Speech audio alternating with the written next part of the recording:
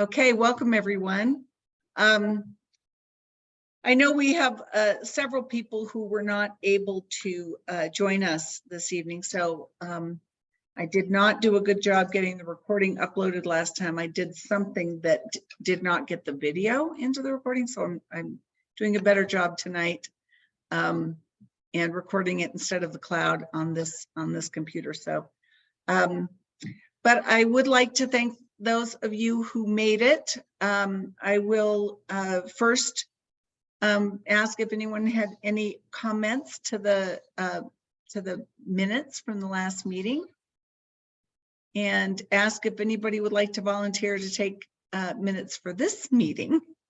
We are without Susan tonight, so if nobody is able to do that, I would be happy to try to put something together afterwards from the recording. So anyway, if everyone has had a chance to look at the minutes, can we just have a motion to approve the minutes, please?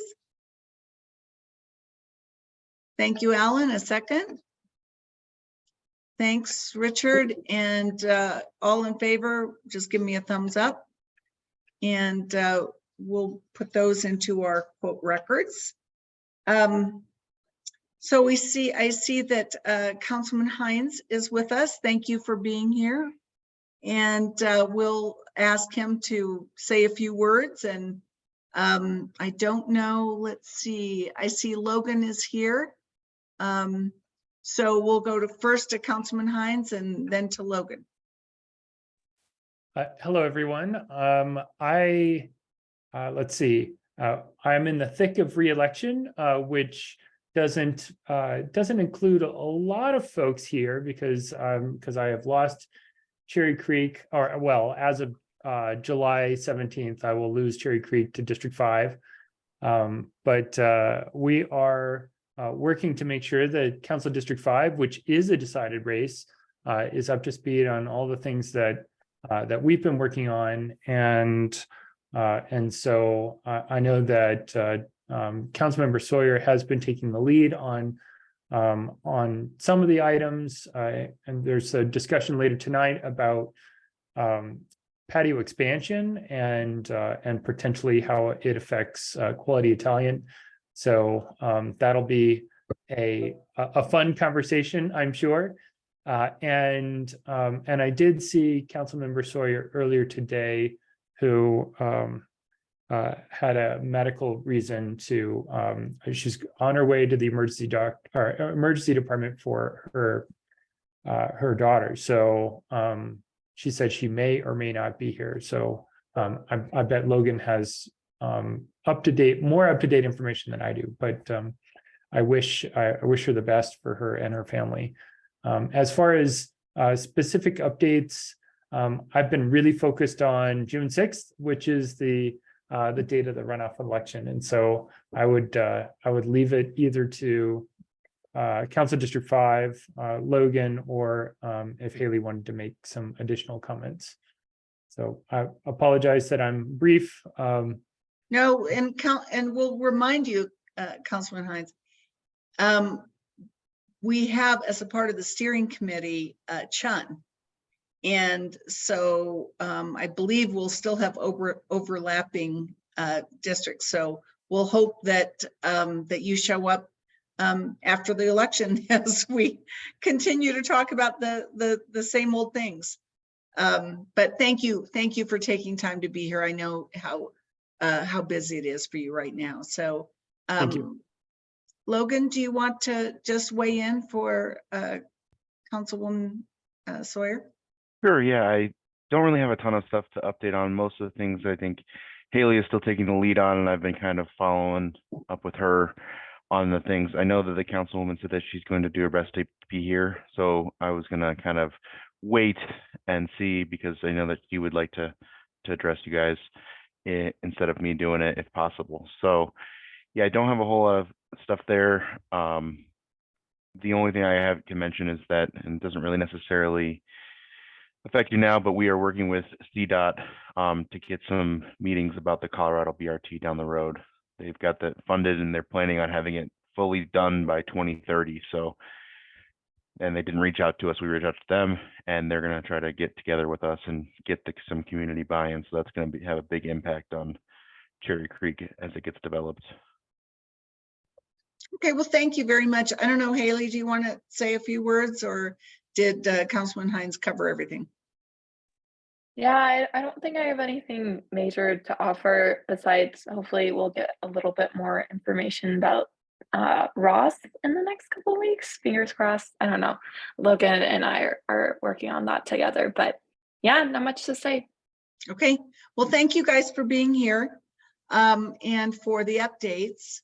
I don't see anyone here from Councilman Cashman's district, so we'll move on. And Nick is here, and I believe I saw Jeremy as well. So let me turn it over to Nick.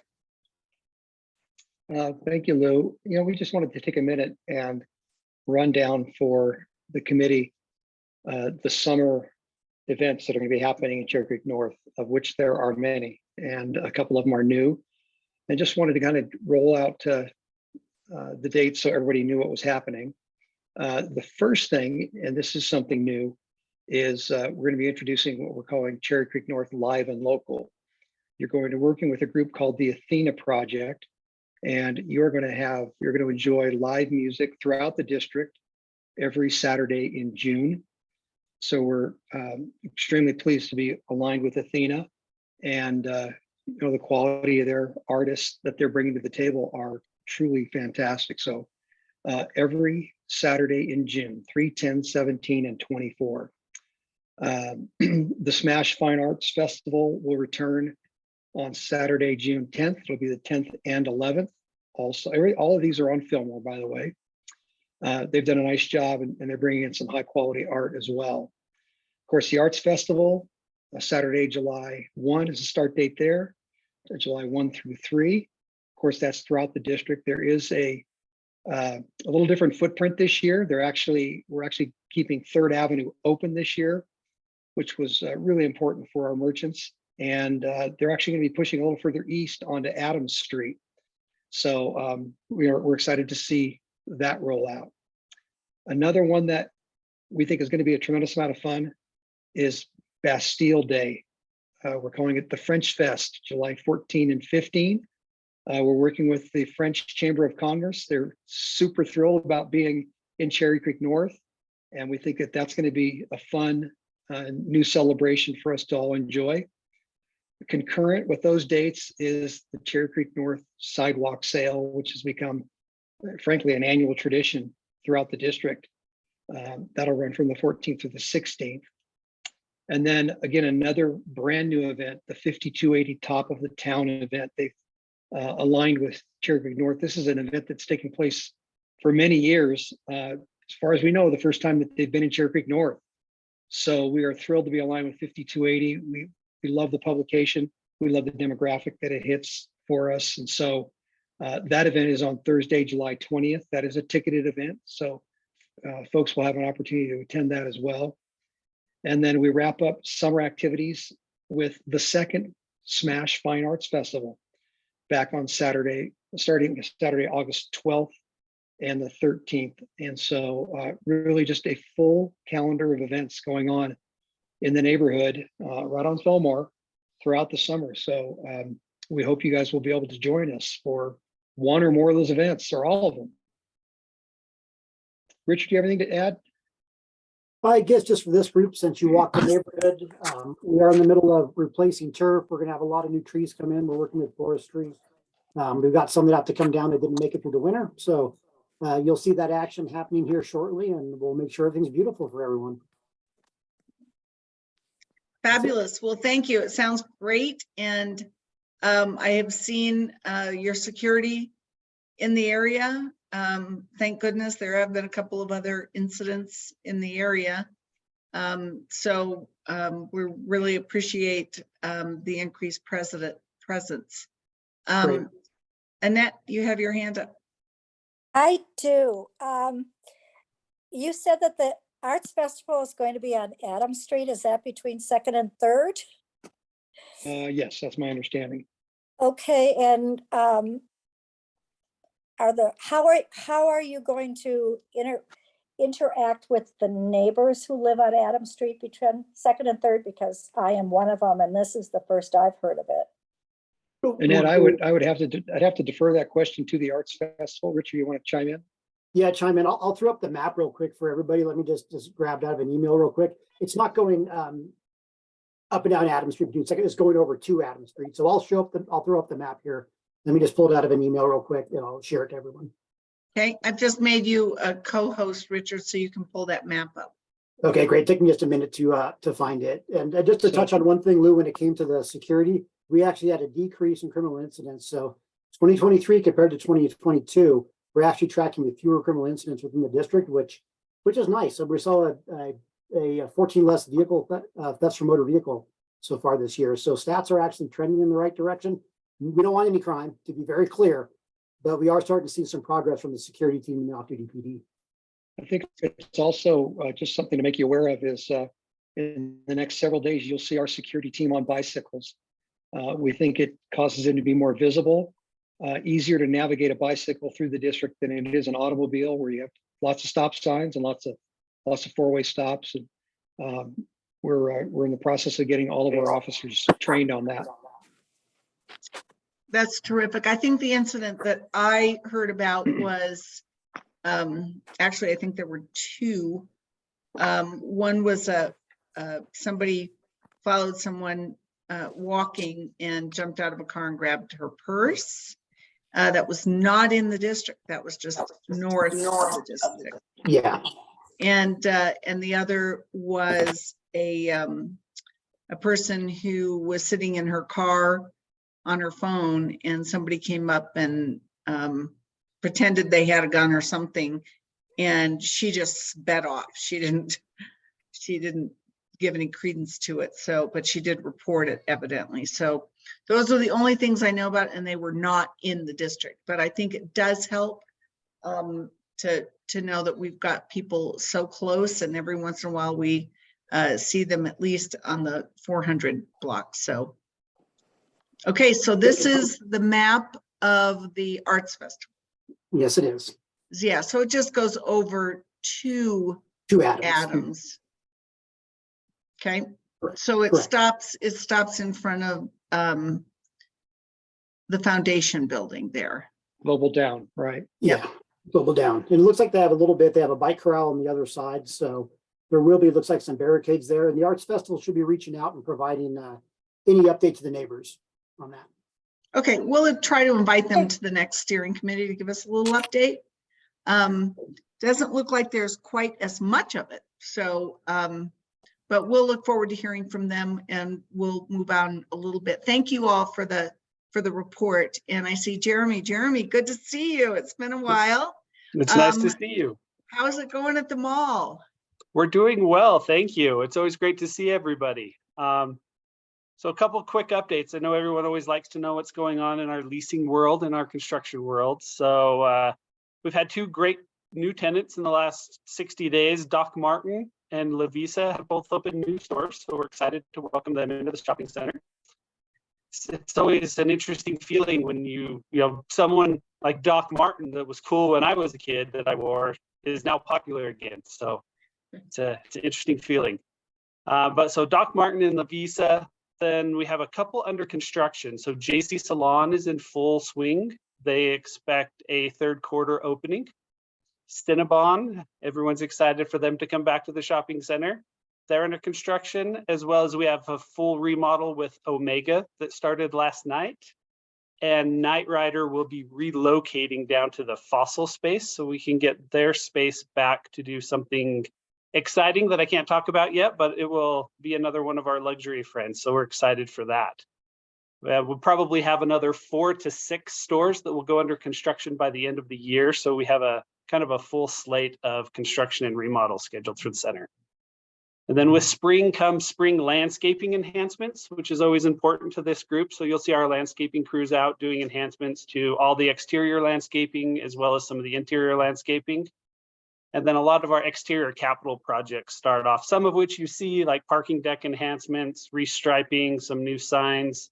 And then there's a lot of other stuff that you guys won't really notice, like roof repairs, skylights, things like that. But we have a very robust capital improvement plan for the year. So we're excited to get that going if it ever stops raining.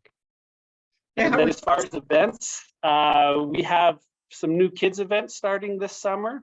So we'll have one kids event each month during the summer for families and young adults, kids to come. On June 14th, we have Under the Big Top, where we'll have different things like musicians and magicians, different things, as well as July 13th, the Mad Scientist Lab will come and do some demonstrations and do an interactive exhibit with the children. And then the 9th of August is Princesses and Superheroes. So if you are big fans of either of those, come and visit us, get your picture taken. All that fun stuff will be available for everybody. And then as always, we welcome back the Farmers Market. They're here on Saturdays currently. And then starting on June 14th, they will add their Wednesday markets. So again, like Nick, a lot going on. It's a great time to be in Cherry Creek. So we are excited. But if anyone has any questions, as always, feel free to ask them now or reach out, send me an email. I'm happy to entertain any question you might have. Great, thank you so very much. Okay, I think we will move on to our presentations. I think we'll start with Brad Johnson. And Brad, I know you were on camera here. There you are. I have made you a co-host so that you can share your screen. Brad was a late addition to our agenda, and Amy Cara graciously offered to allow him to go first, so that because we'll want to use his time wisely, and then he's free to leave. Amy can never leave. So we'd like to know more about this new program. I put a little bit in the agenda. So Brad, I'd love to turn it over to you, and remind everybody, if you want to just put this on speaker view, sometimes that's a little easier for everybody to participate. But I did make you a co-host so you can share. Great, thank you, Lou. I'm sorry, I haven't actually seen the agenda. Can you give me a sense of how much time we have? Like, do you want me to try to do this in however much time? I think when we exchanged emails, you thought it would be about 15 minutes. And there probably will be some questions. So I think that would be great. I did not know about the fact that this was going to hit the notice to everyone about this new program. So I just immediately, when I got the notice, I think it was over the weekend or Monday, asked, and I'm so thankful that you were able to work your schedule around to join us and tell us about this program. So with that, I'll turn it over to you. Okay, fair enough. Let me see if I can do this right. Are you seeing that? Yes. Hopefully it just got bigger. Yes, looks good. Okay, thank you, Lou, and thank you, Amy, for allowing me to go before you. I'm Brad Johnson. I'm a city planner and urban designer with community planning and development at the city.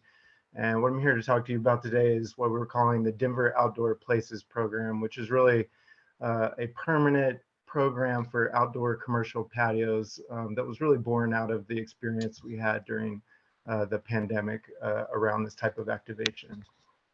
And so really where this begins is back in 2020 at the onset of the pandemic, when you will recall, if you're willing to, that we were basically not able to go inside. There were capacity limits. People weren't comfortable going inside, and our restaurant and food and beverage industry was really hit hard by this. And in response, the city set up what we call the Temporary Outdoor Expansion Program, which lifted a lot of different regulations and design standards for outdoor patios, both that would occur in the right of way, but also on private property. And so, that allowed us to kind of have a living experience or experiment, if you will, around the city,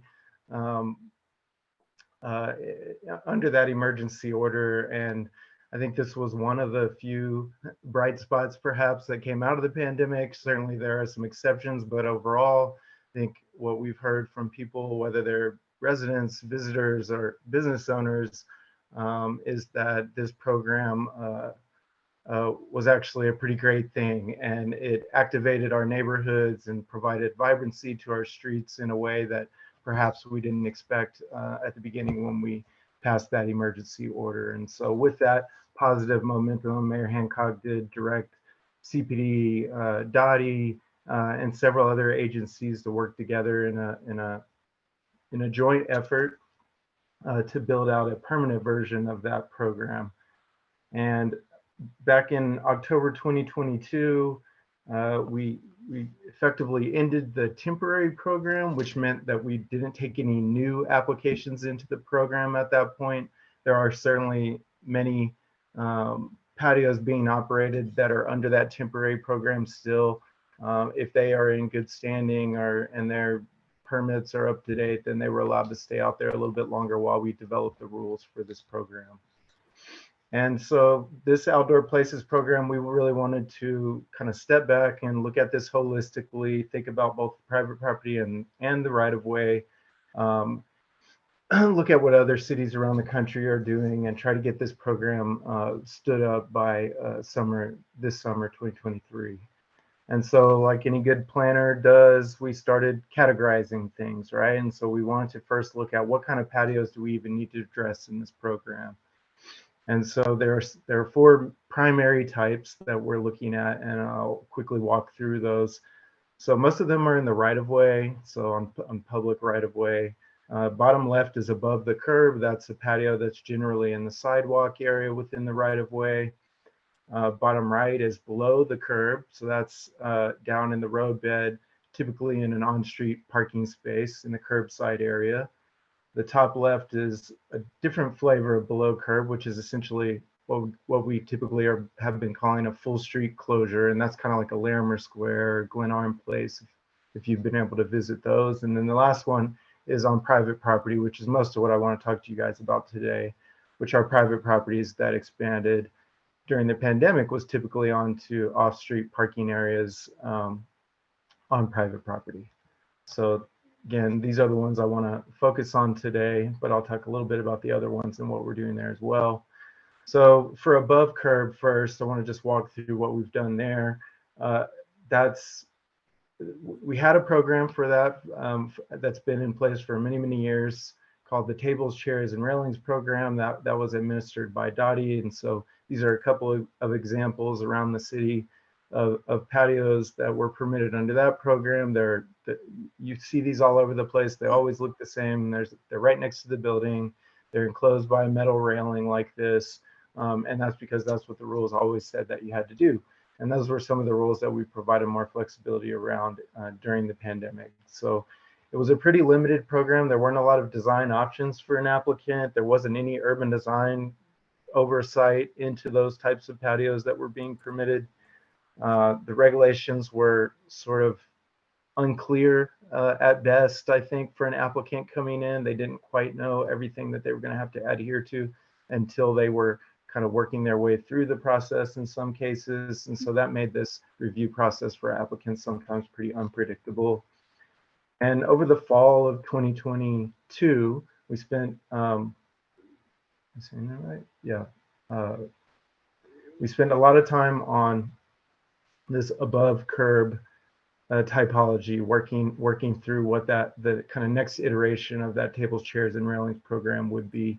And some of the highlights of that work were that we expanded the locations where you could have an above curb patio. So instead of it always having to be up against the building or next to the property line, allowing this type of above curb patio to happen within the amenity zone, out closer to the curb if there's adequate space for that. To preserve to do that, but also maintain the pedestrian access route, of course, and then allowing different design options. So back in the old program, you always had to have everything delineated by a metal railing, like you see in the top right image. But under the new component of this program, we would allow above curb patios that are partially enclosed like by planters or even fully open conditions like you see in the bottom right there. We developed a document called the program requirements, which within that email thread we were going back and forth on earlier today. I put a link to that document if you want to check it out. It has all kinds of different guidance and rules for above curb patios, and so you can see how that kind of shook out. These are some of the key elements and topics that document addresses and that we would review for an above curb patio application that came in the door now. We adjusted the review process, adding to the city staff what we call a program administrator for the Outdoor Places program. And this is an individual whose entire focus of their job is on this program, and their primary role is to navigate customers through the approval process and to make sure that all the different agencies that can be involved in the review of a patio are kind of on the same page and cleanly coordinated. And so that above curb component started up in February of 2023, late February, I guess it was. And we have been already accepting applications into the above curb component of the program, and we're in the process of reviewing many of those right now.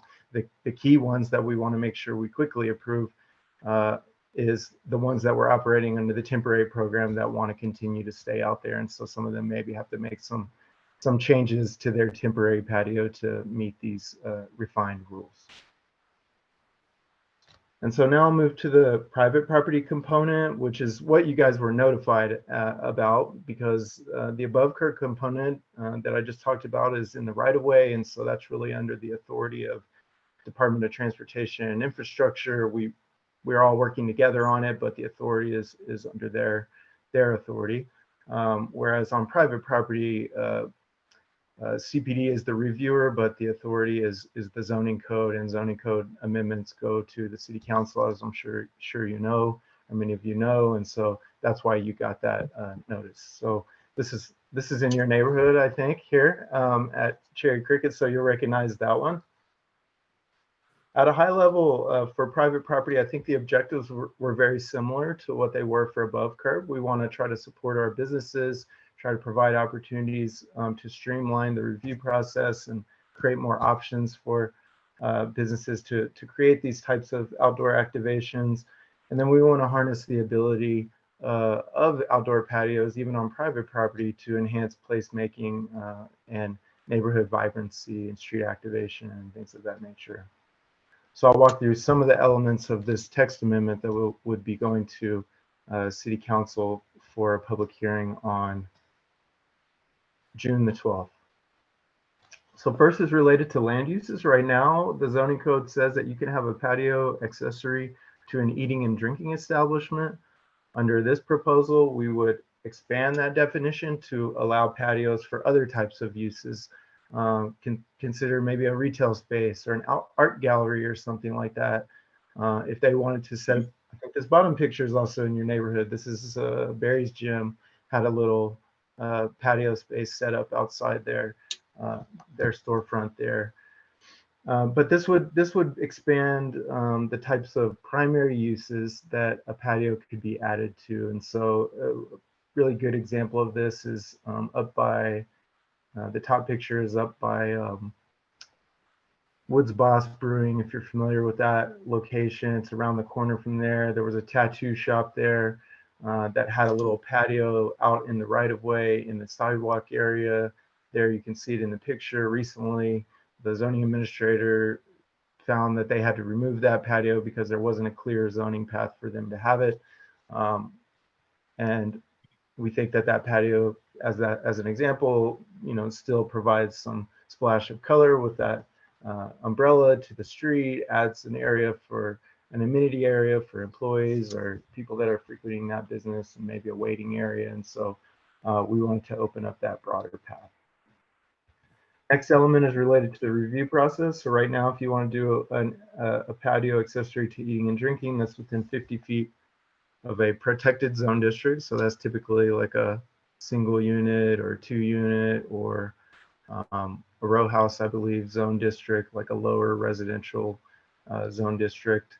You have to go through a whole process with CPD, but ultimately you have to also go to the Zoning Board of Adjustment, where you go to before a public hearing, and the Zoning Board of Adjustment decides whether you can have the patio at all. And if you are allowed to have the patio, what conditions might be placed on it? Like, for example, it has to close at 9 p.m. or something like that because it's close to a residential use.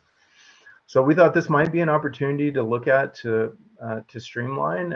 We went and did some research with the Board of Adjustment and found that over the last 5 years, only 20 such cases across the entire city have come before the Board of Adjustment. Of those 20, all but one of them was approved. The one that was denied was recommended for denial by CPD, because CPD actually makes a recommendation to the Board of Adjustment, and then the Board of Adjustment is the decision-making authority. In that case, CPD recommended denial, and that's what the Board of Adjustment ultimately found. And so what the point there is that there was very clean alignment between what CPD was recommending in that process and what the Board of Adjustment was ultimately allowing and finding. And so given that alignment, this text amendment would change that process to remove that BOA Board of Adjustment element. And so basically everything would work the same, but rather than the Board of Adjustment being the decision-making authority, that authority would lie with the zoning administrator of CPD. And however, certainly there would be an ability for any party to appeal the decision of the zoning administrator to the Board of Adjustment should they want to do that. So that's that element. Now moving to design. So this is more about the physical design of patio spaces on private property. We wanted to encourage additional flexibility and allow additional flexibility than what the zoning code allows today. So two key moves here are to change the zoning to allow non-contiguous patio placement. So that means a patio could be placed in a manner that is not directly contiguous with the primary use. And that means that the patio could be separated from the primary use by a parking area or a pathway or sidewalk or something like that. And then also to, in most cases, eliminate a requirement that the patio be delineated by vertical fences or barriers or planters. And so that would allow more of an open condition like you see in the top photo there at Pablo's Coffee, I believe that is, on East 6th Avenue.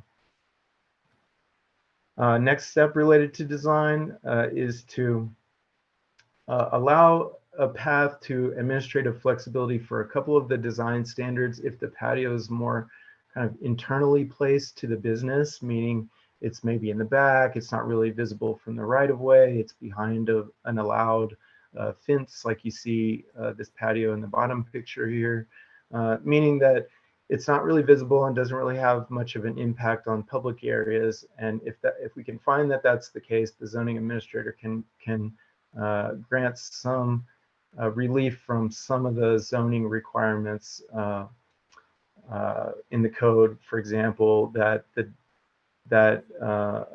something related to the maximum height of a delineation element, so allowing them to be a little bit taller, for example, if they're less visible, or if you have a cover element, allowing it not to be 50% open to the sky, again, if the patio is less visible from public areas.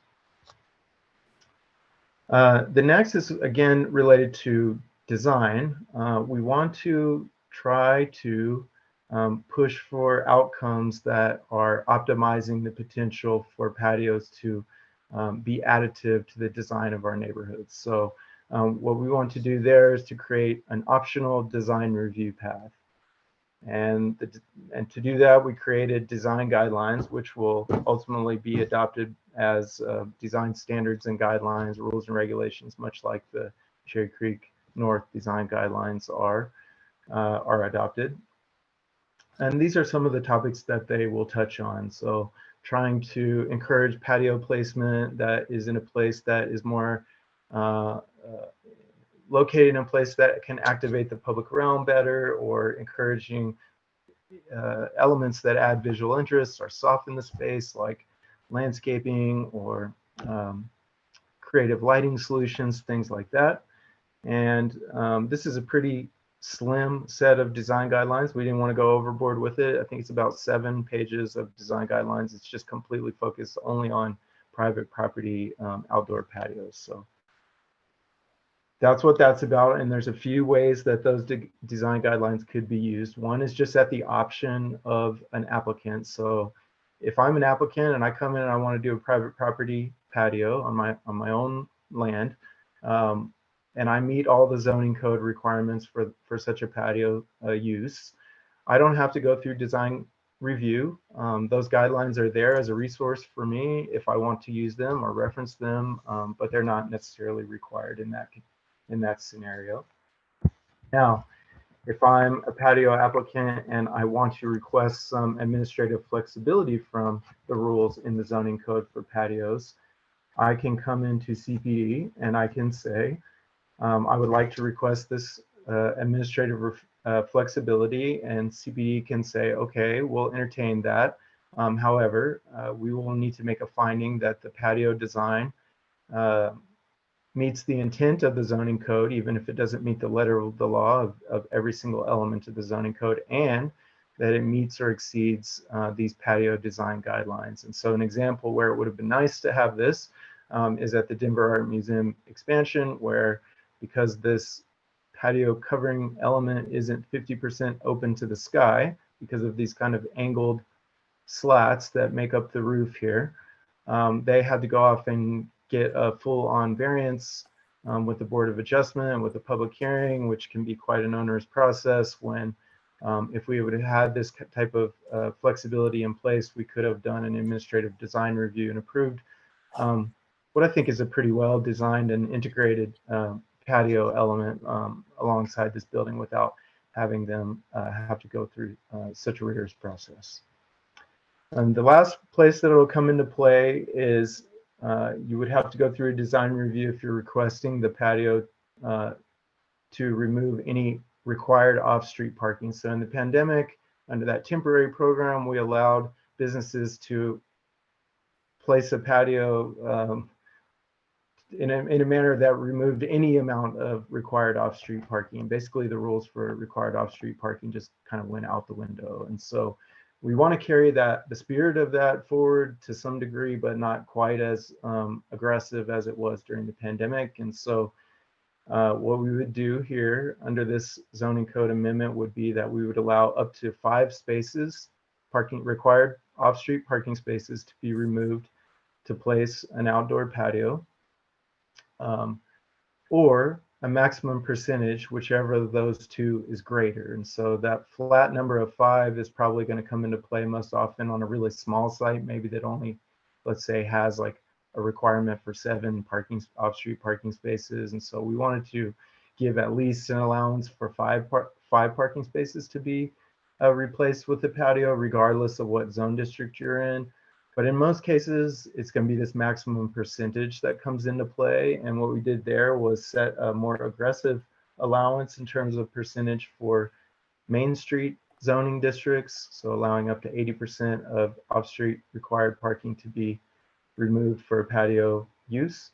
And then calibrating that percentage downward by context as you go to the more suburban districts, which require much more parking. And so the end result of that regulatory move is that if you look at this little diagram, as you go from the more urban districts to the more suburban districts, the allowance in terms of the number of spaces that you could remove for a patio space would be about the same, but the percentage would go down as you move to those more suburban districts.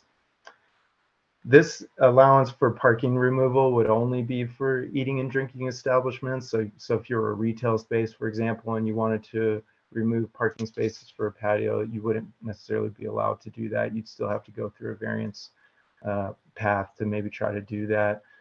And then sometimes this can get tricky if you have multiple tenants on an individual property that are all sharing a parking area.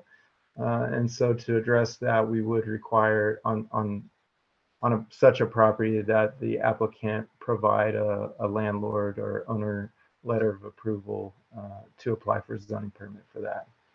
And so just wrapping up here, again, I mentioned the above curb schedule. We're already up and running on that. this private property element goes through the city council for a public hearing for the text amendment that's proposed here on June 12th. And then below curb, which I know you guys are interested in because of this one in the neighborhood that's been problematic for you. We're really still just getting started on the below curb component. That's the last of the typologies that we're going to be working on. We're kind of working on it internally now, and we're hoping in the next couple of months to be sharing something more publicly. And so that'll give you an opportunity to see, where that's going and to be able to weigh in and give comment on that. But we're hoping that the whole thing gets finished at least by end summer 2023. That concludes it. Thanks for listening to all that. I know it's a lot. So Brad, I have a couple quick questions and let me check the chat to see if, and maybe you can stop sharing and we can see if others are putting their hands up. But a couple of thoughts. One is we deal with a lot of liquor licensing issues in our area. And if someone has an existing liquor license, can they serve outdoors in these new expanded patio areas? Because normally those have to be very restricted. Like if it's private property, like the Cherry Cricket, where I just have to say that the Stanley Cup spent like several hours, 2 nights after it was won in that particular venue at the Cherry Cricket. I mean, that's one thing, but if it's on other right-of-way property, even above curb, how does the liquor license issue does that automatically apply to that extra area? No, they would still have to modify their liquor license premise, through the whole process, just like you do now with excise and license. And so nothing really changed about that. They would have to apply for a modification of premise is the term that they typically use to either expand or add some area to their existing liquor license. And that would trigger all that typical things like the needs and desires hearings and other things like that that are required for liquor license. Was that waived during this temporary permit period? No. Because I can tell you that for some of those restaurants that ended up putting tables outside, they serve liquor. And I don't recall seeing any modifications to those. So that's one question to look into with your team, and maybe somebody can get back to me. The other is sound.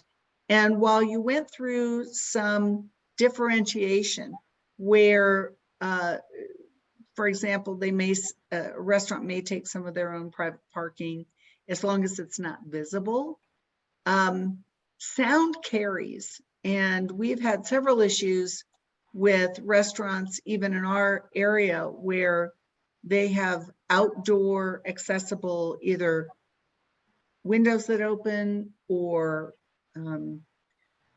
amplification by speakers outside in those patio areas, and they start competing. And so you get this mix of sound, and especially if there are taller buildings, they bump off each other.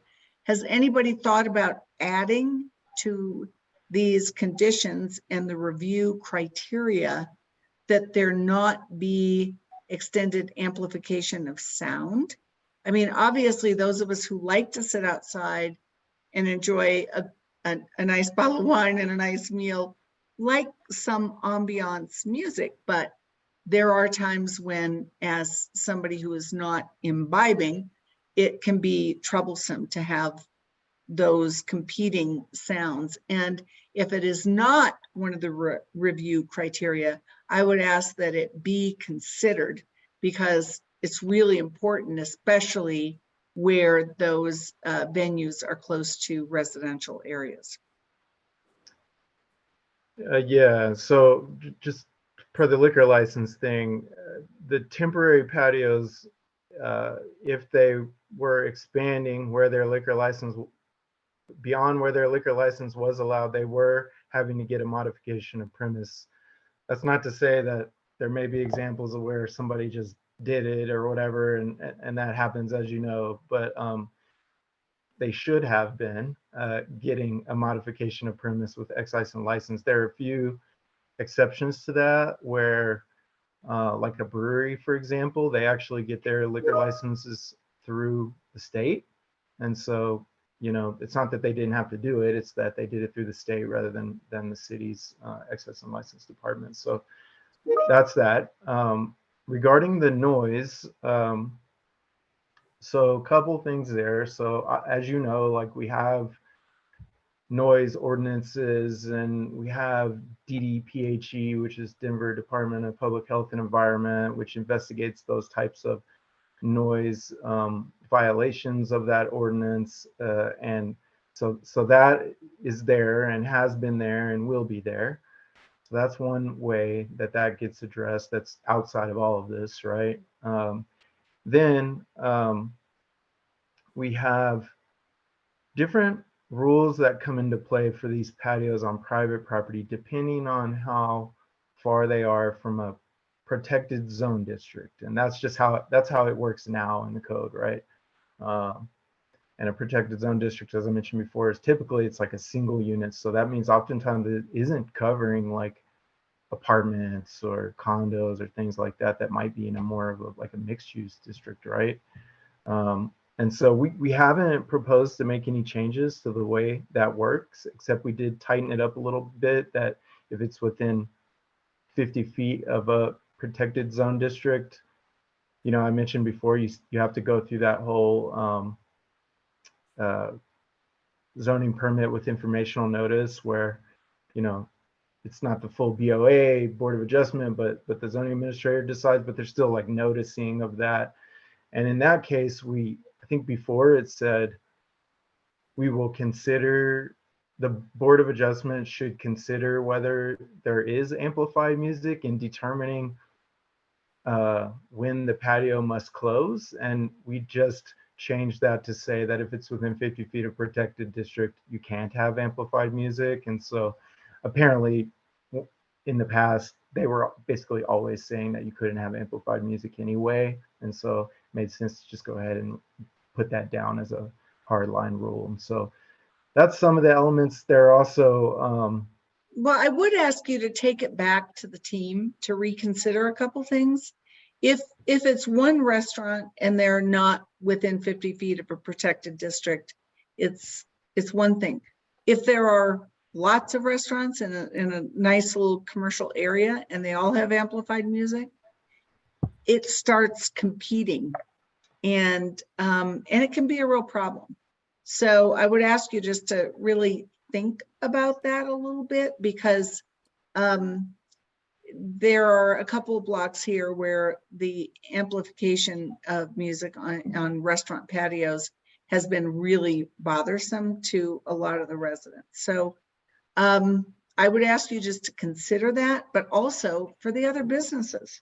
If you're on a block with 3 restaurants with patio spaces and they all have music, and you're the one art gallery next to it, and people don't want to walk that block because you get pummeled with different kinds of sounds, it's impactful. So I would ask you to consider that. And I will tell you that as far as being notified of any changes to liquor licenses, we didn't see it. So, you know, please let us know. I know we're short on time today, and we fit you in. I'm so appreciative. Michael Hughes did ask in the chat, are there guidelines for what happens to these spaces during the winter and the use is discontinued due to weather? So I'd like you to answer that. And then I would like you to commit to come back to us, because below the curb stuff is really important to us. And, you know, we've had a lot of comments about the quality Italian space that is there. It's so close to, it's a very tight street. It's angled parking. It's close to our post office. It's a great restaurant. We know that they could really use some additional space, but the question is that really right for that kind of street? And it looked like from your depiction in an early slide that might be okay, but there are a lot of people in the neighborhood who are pretty concerned about that. So if you could address those few points and promise to come back on the below curb, we'll let you go after that. Okay. Um, regarding the seasonality, so again, we haven't gotten to below curb yet, so maybe there's a separate question about that for below curb, but for the ones that I'm ready to talk about now, which are above curb and private property. For private property, no, there's no like requirement that it be discontinued during winter season or anything like that, just as we operate with patios on private property today, no change there. Same thing with above curb. We don't have any mandate about that as it relates to that older tables, chairs, and railings program, and so we didn't make any change there either. So if you know, you get that patio for a year, so it's going to be an annual renewal for ones that are in the right of way. So those above curb patios, if it's in the right of way, you got to come in every year and renew it. So you basically get that space for your patio for that year, and you don't have to use it necessarily, I guess. And that's probably often the case during the winter. And so that's how that works. On the below curb, I guess I would say we are definitely exploring. We are definitely going to likely have a below curb element of this program, almost certainly. In terms of whether that configuration at Quality Italian would be allowed, I doubt it. I think it's highly unlikely. It kind of appears to be going beyond the bounds of the parking area, the actual parking lane, which I think is unlikely to be allowed in the future. And so, and then you pointed out there are other issues that are specific to that context that maybe make it challenging. I'm sure there are many others. And so I'll say that for now. I'll check with my colleagues in Dottie. I'm sure we'd be happy to come back and talk to you, but I would love it if because I know we have you guys on the invite list for some of our focus group meetings and other meetings. If you guys were able to come to those and be a part of the bigger discussion with all the other neighborhoods too, that would be awesome as well. One other thing, I think I want to make sure that that there is something that gives, because it looks like there were patios close to the buildings where the restaurant is located, and then you have the sidewalk, and then you have other tables and chairs, that there is something in there that talks about the pedestrian priority, because it is the case that if you're walking down, even right now, and especially in Cherry Creek, everyone has a dog or two or three or four or five. And so you walk down the streets, much to Nick's dismay with all the havoc that they wreak on all of the plants, but you do have a lot of that kind of traffic. And when you've got waiters going across the street, you're wondering, you know, who's where, and it would be good to have in the regulations a statement about the pedestrian walking priority. Yeah, absolutely. The pedestrian access route, as we call it, is basically priority number one. I mean, that's the number one function of the sidewalk, right? Is for people to be able to move down the sidewalk. And so I think there's a big urban design benefit to having this kind of two-sided experience and potentially having patios. You know, this is kind of almost European almost experience, if I can use that cliche. But yeah, you're right. It has to be monitored closely because yeah, that space to walk is sacred. And what we did do actually was, under the old program, that tables, chairs, and railings, the minimum requirement for sidewalk that needed to remain open was 5 feet. And we've expanded the beginning of that discussion to 6 feet. And so rather than like bare minimum being 5 feet, it's like the starting point for an applicant is 6 feet. There might be some cases where the sidewalk is already 5 feet where we allow that to be reduced, but it's more of applicant, you need to prove out why it should be any less than 6. And in some cases, depending on the street, it could be 8 or even more, depending on how wide the sidewalk is or the street type that it's located along. Well, I so appreciate you being here. We'll welcome you back and hope you come back to tell us how those regulations are evolving as it impacts the below curb. But we're getting close to 6 o'clock, and I stop right at 6:30. And so I think we'll applaud you for coming. Thank your team for making you available on such short notice, and we'll hope to see you back soon.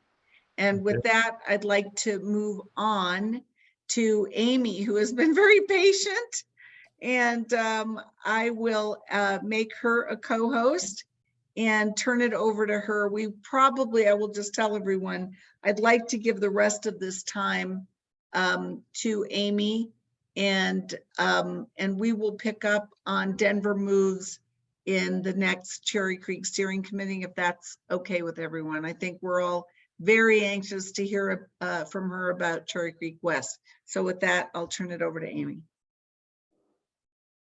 Thanks so much, Lou, and thanks everyone for having me.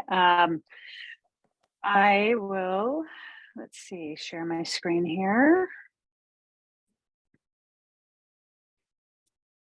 Can everyone see that? Yes. Okay, great. Wonderful. So I thought it was a good time to come back and share some of the work that we've been doing as we continue to work through our process with the city departments, the various different departments engaged here, and just kind of speak to the evolution. Some of it really hasn't changed a lot, but some of it has certainly changed. And I think it's important to kind of walk through all of that. So stepping into it, first, here's the overall site.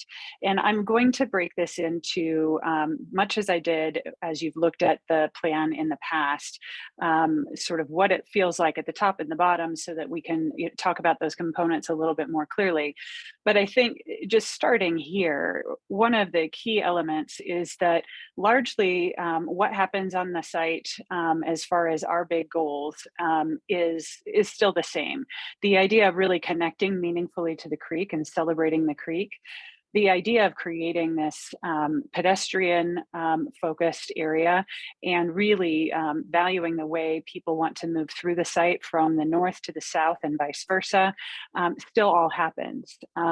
For those of you who've seen a couple of our presentations that we've done here, really wanting to work actively with the city and certainly with the Denver Moves process on making that intersection at First and Clayton an incredible intersection for pedestrians as well as now for cyclists, because we have that two-way cycle track that is that bright green line that you'll see there, really will mean that this this redevelopment will connect Cherry Creek North to the creek, will take the neighbors to the south and connect them through also to Cherry Creek North, really knitting the neighborhood back together. Still 7 buildings, still generally the same heights. I'll speak to that a little bit more further in the presentation, and that connection really that happens through there.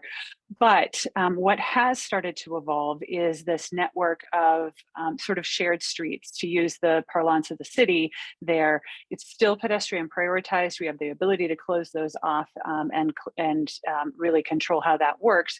But there's now this visible connection that happens there. Cars will stay generally around the 4 edges of the site, enter the parking garage and hopefully park once, because we have that shared parking between residential, office and the other retail uses. But I'll talk more about that as I break this down. So this is the top half of the site. So really still holding that strong street edge at First and University. Then as we move across the site, we still have that Market Square area. And then that confluence area, which is the connection through to First and Clayton.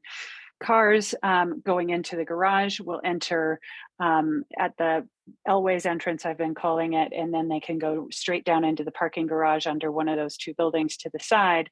Or when the street is open to cars, and we're still working through those details, they could move down and connect to that shared connection at the center.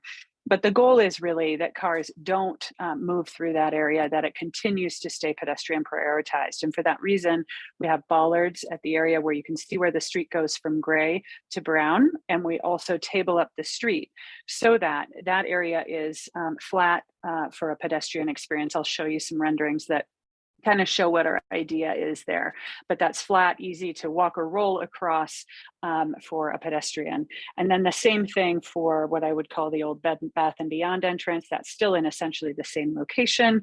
Cars would then enter the garage and have a little bit longer turnaround than they had previously there. But again, another bollard opportunity there so that we can really stop traffic and prioritize that for pedestrians.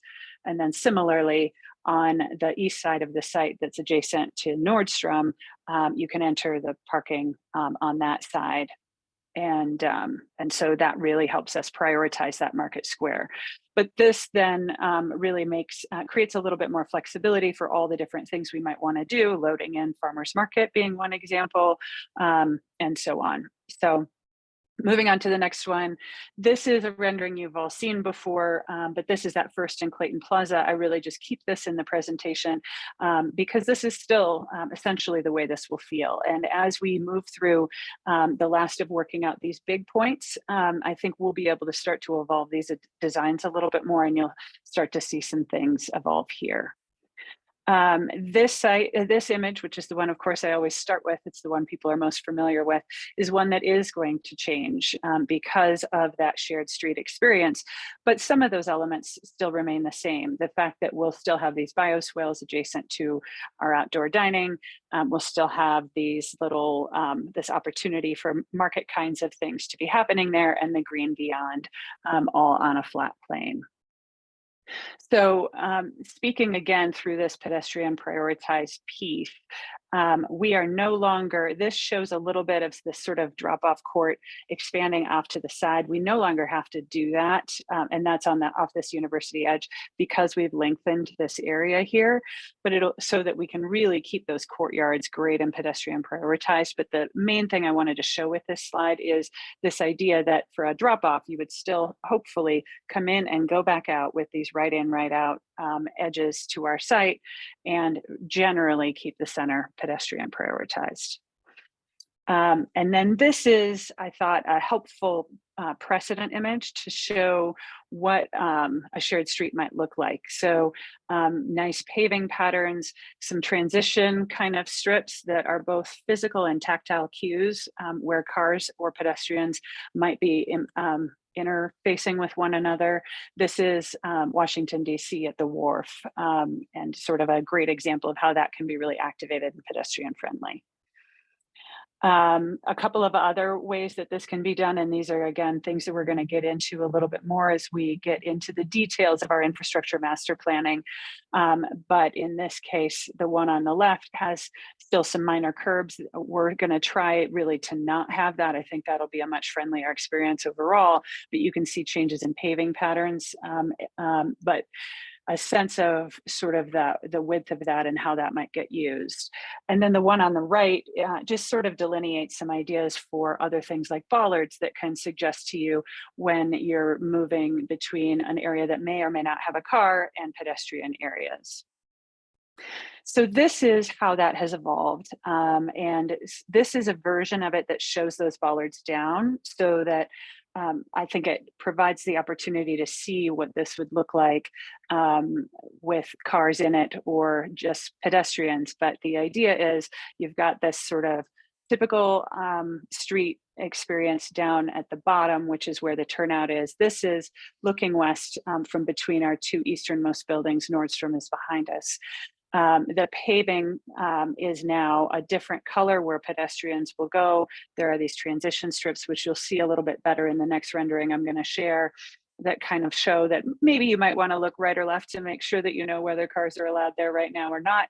And then you can see that the big green area, our neighborhood's new front yard, although someone suggested maybe I should call it a backyard because that's the place where people spend a lot of time, which is what we hope people will do here. And then the market square are still big, great spaces for people to spend time. And then people moving through from the north and the south. Here's another one that kind of shows a little bit of our thoughts on the paving. And this is standing adjacent to Market Square. So it's really in that north-south connection from the sort of Elway's entrance in the pedestrian realm. You can see how we have this sort of brick pattern. We haven't figured out exactly what we'll use here, but a brick pattern, and then there's that transition strip, and the brick faces a slightly different direction. Perhaps it's a little bit raised, but just a little bit, so that you know when you're about to look into an area, and it keeps that safety. But it really is super flat at grade connection, and really encourages pedestrians to move through it. So where you see the two vehicles there, that's that shared street. Again, when it's closed to cars, you wouldn't see any cars there, but that's, I thought, the best way to kind of depict that on this rendering. And then what you see beyond there is the green, that neighborhood's new front yard area. So this is now the south half of the site. And this is where I'll talk about the other evolution that we have had on the plan, which we've talked about a little bit in these previous meetings. But the green remains. What really starts to change is how we are connecting with the creek. So this is still a pretty accurate rendering. We have not continued to evolve what the green will look like, but just to sort of ground you in place there. This one now takes a step back into across Cherry Creek North Drive. So Cherry Creek North Drive is at grade in our evolved plan. And while there were some great benefits to the really wide pedestrian connection that we had before, one of the things that it did was really disconnect in some ways what your pedestrian experience was going to be like to move across the creek at those places where Cherry Creek North Drive drove down. So this has really allowed us to expand on what our pedestrian sidewalk is going to look like along here.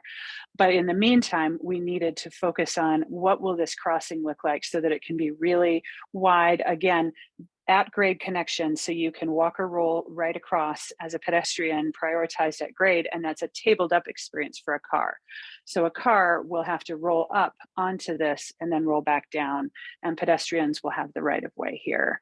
This is something we've talked through with the city, and I think we have a pretty good alignment between Dottie and Parks and planning about this. The other thing that we do is there is that car entrance that we have here, and we've separated that a good amount so that there's not a conflict between cars coming in and out of that garage and pedestrians at this location. So another view of what this looks like is, so here you are standing on what will be the new sidewalk at Cherry Creek North Drive, the north side on our side of that street with the buildings. The two residential buildings are the ones you see in the foreground here on your left-hand side. So a really nice wide pedestrian pathway here with some seating and some green between you and the cars that are adjacent. And then the idea is to extend the green into a median and then across into the creek. We'll talk about that a little bit too, so that the creek experience starts to move up into the site, and our green space, the neighborhood's new front yard, starts to extend into the creek. And we look forward to working with Parks on how those two things can come together. So this, I think now, because there really is an at-grade connection with Cherry Creek North Drive across the whole way, I think this will feel really welcoming all the way down this whole segment of the creek. So, excuse me. So this is really the way that pedestrians move through the site, which again, is very similar to the way that it had been previously. Pedestrians can cross all the way through, can move through the different courtyards, they can move adjacent to those street areas, any place that there are going to be cars at all times, and then they can move more freely when that's closed down the center of the site, and of course down and adjacent to all the other green space across at Cherry Creek North Drive. We're still really focusing cyclists in the work that we're going to work on with Parks down on the park property adjacent to the creek, as well as up Clayton Lane, in order to keep the pace of traffic through the center of our site pedestrian oriented. So here's the building height slide. Again, the same slide that you guys have seen in the past. The heights are very much consistent with everything we've talked about. We have a variation in height. CMX 12 had been kind of the standard that had been the baseline for what's thought of there. We're going to do a custom zoning because of the private streets and the shared street nature of those, but it's really going to be based on CMX 12 kind of discussion. And then those that pop up, it's because of the affordable housing that we'll be doing on site that we've talked about previously too.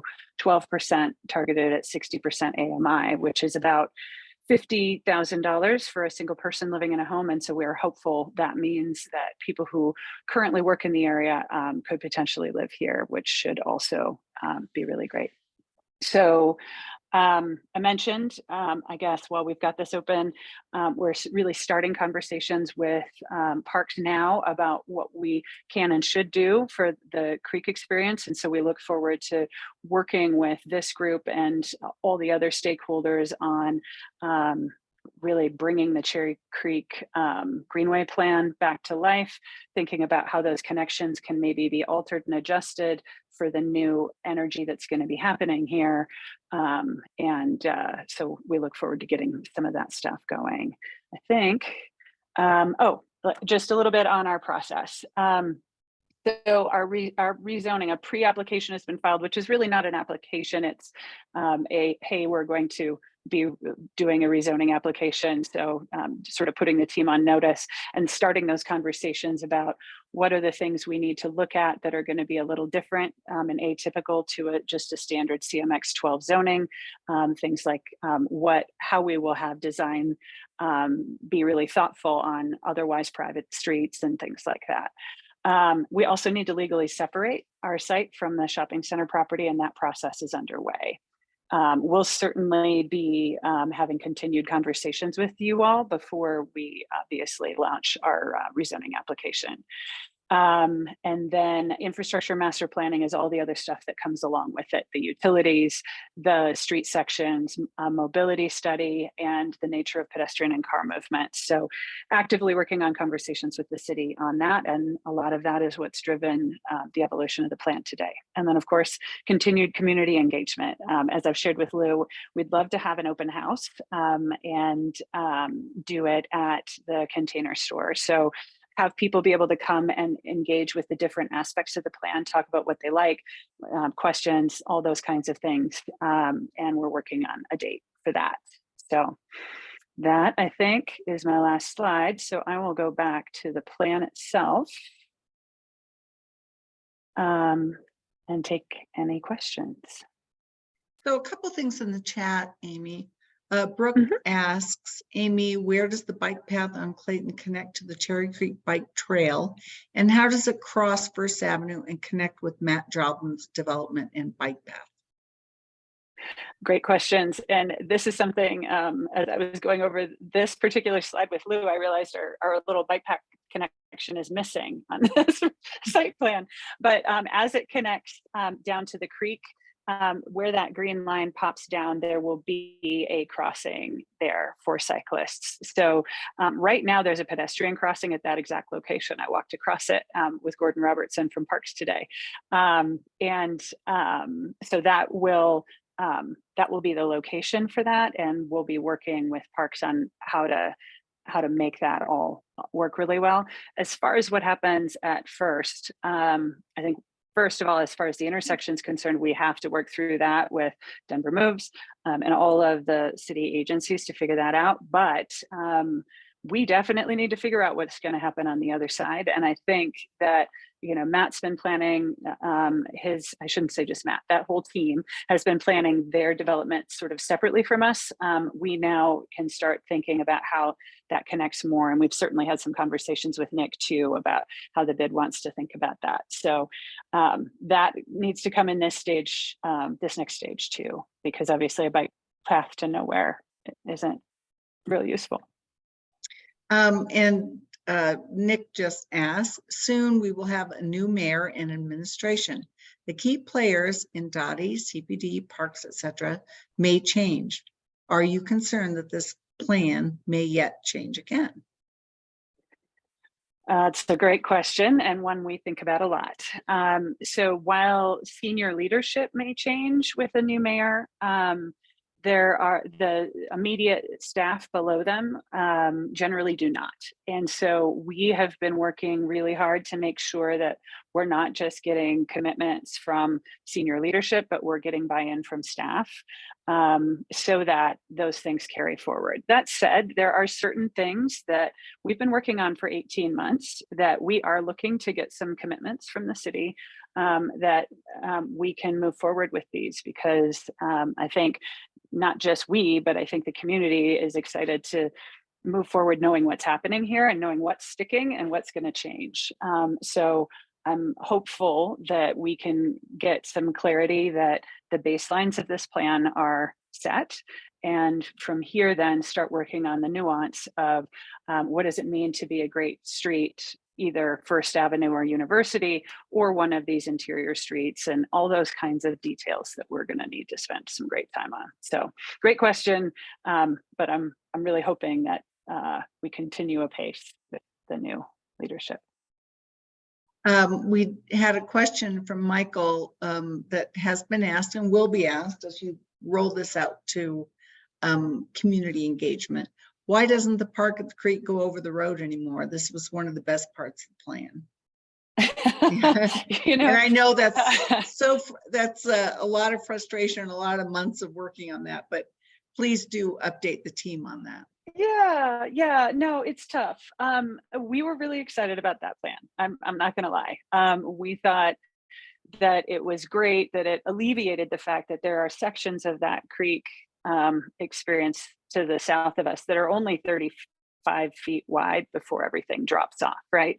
And so it provided some nice relief. And that was, in that way, I think it was a great solution. But there was the problem that anytime you make a tunnel, you have to create openings at either end. And what that created was this big separated experience on either, on the east and west end. And I think that while that was a really great plan across that whole center, it was lacking a little bit in that way on the ends. And so I think as things evolve with the shopping center adjacent to us, with how people use the site, how people use cars versus bikes versus walking, this will be more inviting if it's all at grade. So what now needs to happen is we really make that pedestrian connection great. We make our site and the creek property really speak to one another in a way that makes it feel as seamless as possible, and just really focus on making that great. And then I think it will feel pretty darn seamless. So yeah, it was a process we went back and forth on for quite a while, but I think the key element of that great connection and the pedestrian being prioritized is still preserved. There are two questions. I'm just going to put them together in a way. So we've got a really focus on biking and bicycles coming to use this project and access to Cherry Creek, the priority, so that when we talked about the fact that, we'll get back to this, that bike path kind of stops right there at first. And if you look at the area plan, the bike plan in the area plan goes up St. Paul and then on 4th. So now we've got Clayton in the mix. And of course you have First Avenue to the west across University, pick up to go in front of the country club. And so you've got this gap where people, if they're coming up, they stop, they have coffee, they head on downtown, they're going to go right on First. We don't know really what that is going to be, but I think the questions that are posed about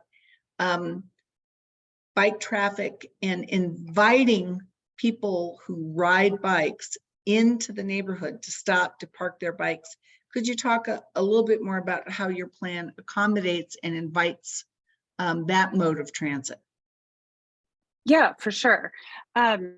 I actually have, for sort of a separate conversation that I was having with Transportation Solutions with Stuart, we had kind of come up with some ideas about what bike parking might look like. But we had all initially, what we had planned on was this, down in our parking garage was this big, huge parking structure for bikes, because we really think that, I mean, that's clearly an important commuter use right now. It's going to be even more so in the future.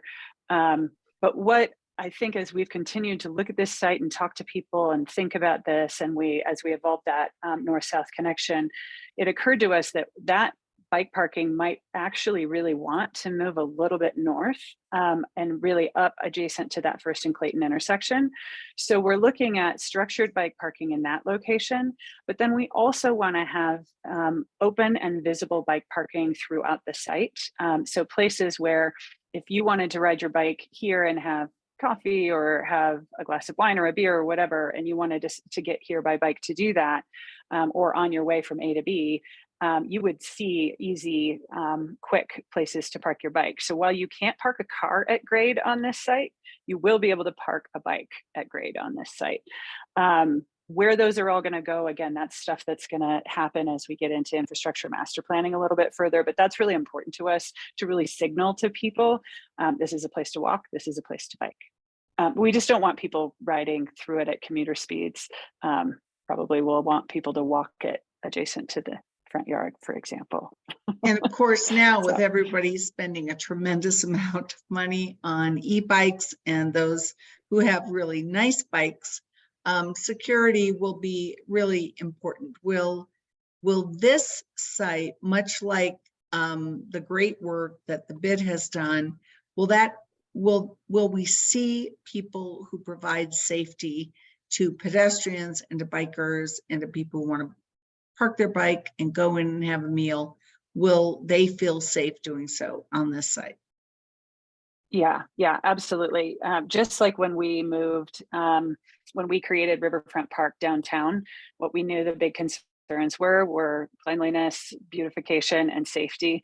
And so we had security forces down there from the beginning, all the way back in 1999. We have them in, in our other areas too. So it's a huge focus for us.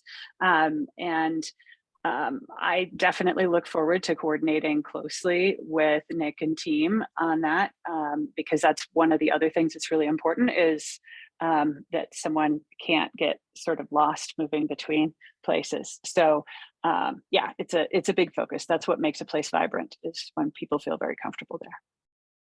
And again, I think a lot of this will be evolving, and we're almost at the end of our time here. But we had talked previously in your earlier presentations about activating this green space, entertainment, and having community engagement really drawn to this site. I know you're not quite at the point, but I assume that's still a component. When you come back to us and we're really talking about, okay, here's the time frame for our zoning application, here's what we're looking at, here are the kinds of things that we're committed to the community, whether that's by a development agreement or a good neighbor agreement, some community benefit agreement. What does that sound like now, as this has evolved to somewhat of a smaller green space, but still looks large enough to really activate? It's the space is still pretty darn close to the same size it was, and it might be just the nature of the way we've got the trees and things around it. And the fact that Market Square is a little bit split from the green space, but it's pretty close to the same. I think, that's part of the reason we want to have this open house, is one of the things we want to talk about is that open space. Like, here's what we're thinking about. What are things that you guys are excited about? What are some things you're worried about that you'd like to talk to us about? Those kinds of things. This is not intended to be like a big concert venue or anything like that. Like, this is a place, when we describe it as the front yard or the backyard, it's a place that we want people to gather and casually use, but there may be some things, some events that happen, but we're not talking about big, massive, amplified sort of things. So We know that noise is a concern, not just for the people who will live and work here, but sort of for other neighbors. And you were already talking about it or in the earlier conversation with Brad.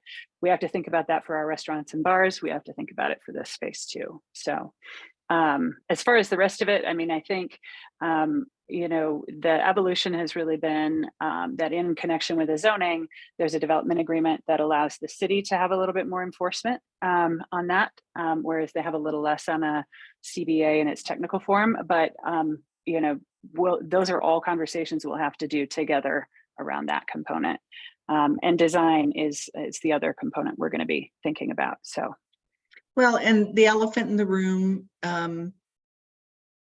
I've called this the elephant in the room when we're talking about Denver moves Cherry Creek, and I'm calling Denver moves Cherry Creek the elephant in the room when we're talking about this development.